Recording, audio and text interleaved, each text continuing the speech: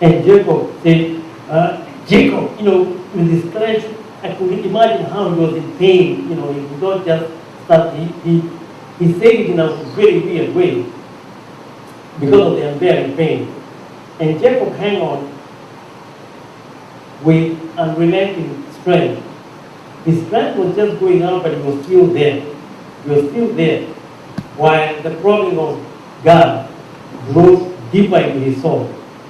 Then, with a release, as though there was a rupture, he cried out to God and said, Jacob. And he said, my name is Supplanter, which means I am a deceiver. And right there, and he has finished saying that to the Lord, there is something that he got surprised about. Because as he confessed who he was surprisingly discovered that God was not angry with him at all.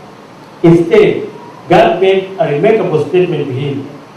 Your name shall no longer be called Jacob, the supplanter or deceiver, but your name shall be Israel, meaning you are contented with God. For you have contented and have power with God and with men. And in that particular circumstance, the angel of the Lord declared a blessing over Jacob. And just as Jacob was crossing over now to the other side that morning, it was a new day for Jacob.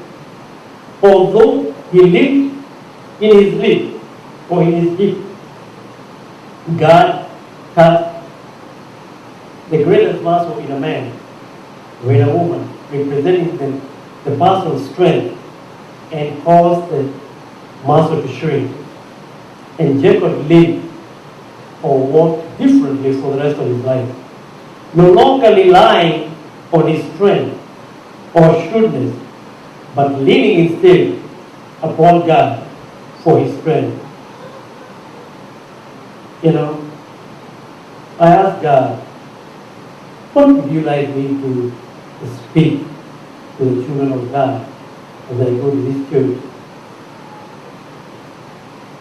And God took me to this journey where we have come from so far. We did not just come from a few miles away. We come from so far. And when God removed us from so far, there was a reason.